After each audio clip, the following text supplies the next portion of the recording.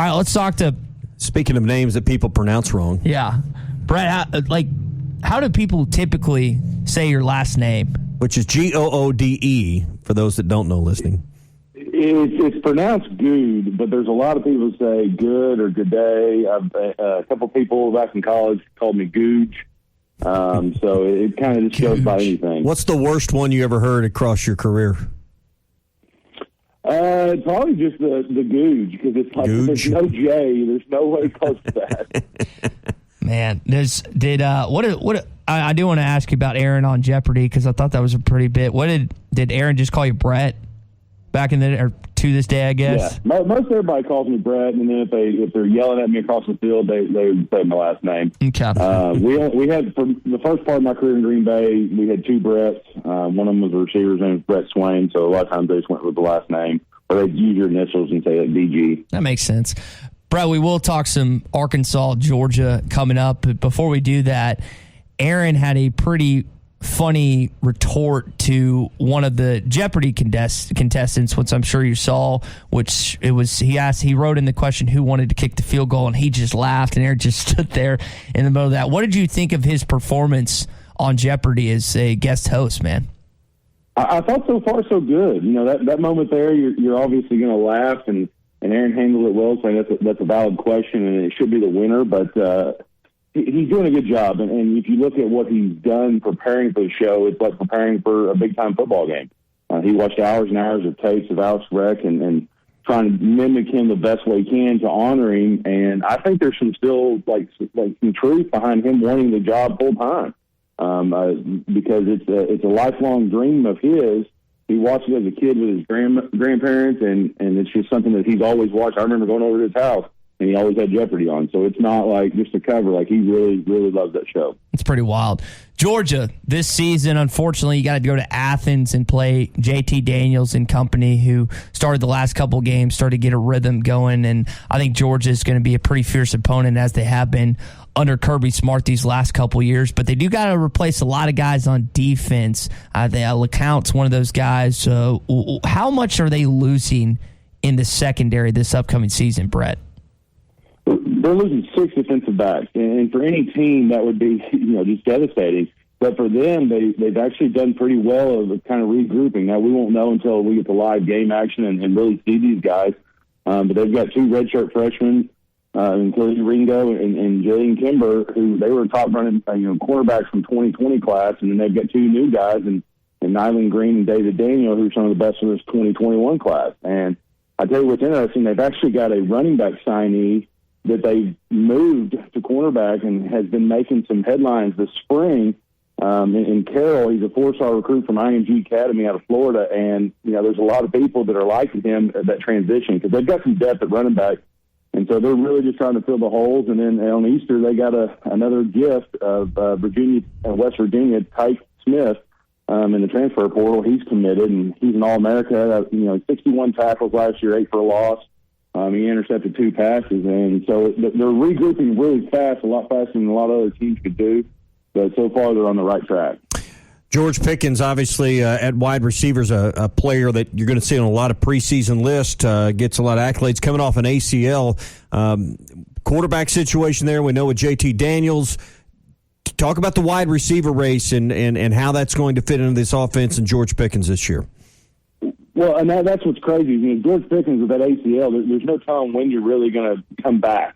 It was kind of a blow to them, and he led the team. In 2019, he tied the team in 2020 or last year, and so they've got to kind of spread the wealth. And so what they're trying to do is just get it to other players, playmakers. Like I said, they got depth at running back, and they've got some depth at the receiver. And I know, Coach Smart was quoted in saying he doesn't look at it as receiver pressure, but he's wanting the receivers to kind of take ownership of this role. And I think with having a guy as JT Daniels back there, it's going to help them because he's a guy that can throw you open.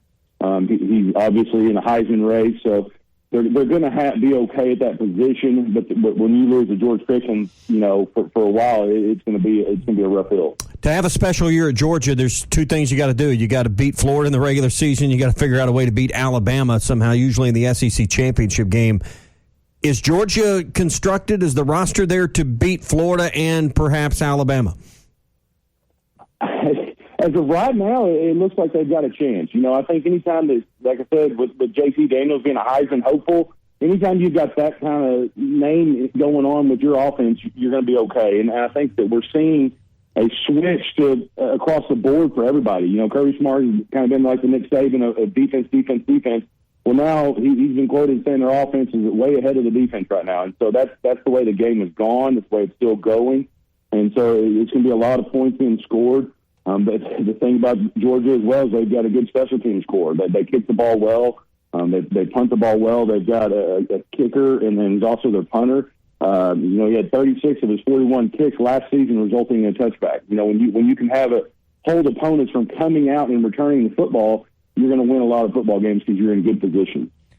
Brett Goode, former Razorback, former Packer, part of the Henderson Phillips Employer Solutions team with us on the Morning Rush. Brett, when you look at Arkansas' schedule this past season, it was described of one of the toughest, it's not the toughest in college football history. Well, their East game this year is Georgia, not in Fayetteville, but in Athens. And it's what you were just talking about, JT Daniels as a Heisman Trophy winner. Do you see much drop-off with Arkansas' schedule compared from last year to this year, man?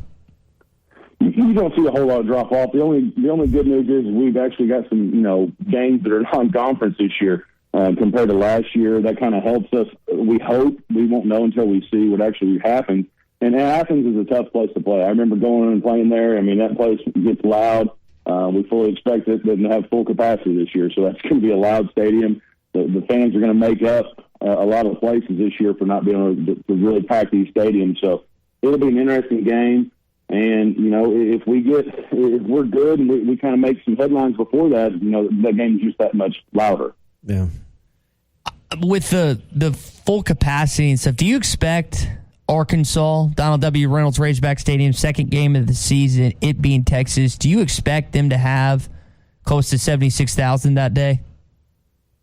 I think so. I think just with the history of Texas, and, there's going to be a lot of people that want to get in that football game. There's a lot of hype from last year coming off of the season where we weren't projected to really win any SEC games, and we were able to win 3.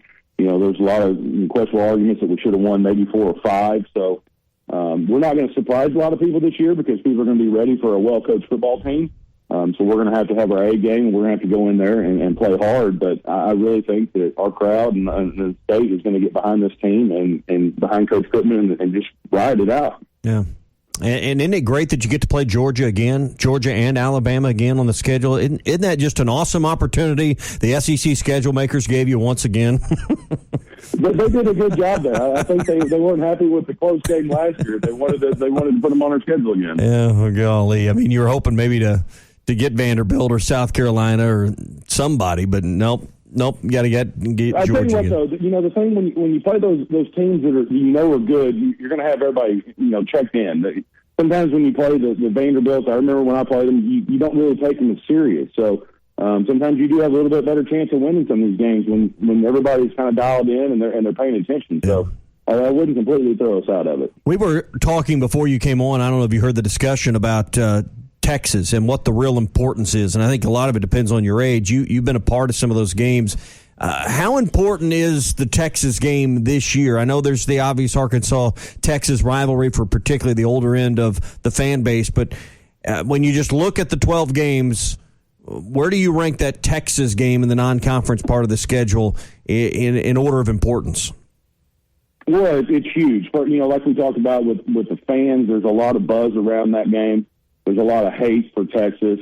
But the other thing that you got to look at with Texas, we need to beat one of the big Texas schools. So we've got Texas and A&M this year for recruiting purposes. It helps us out going into that state and recruiting, saying, hey, we can actually compete against these guys.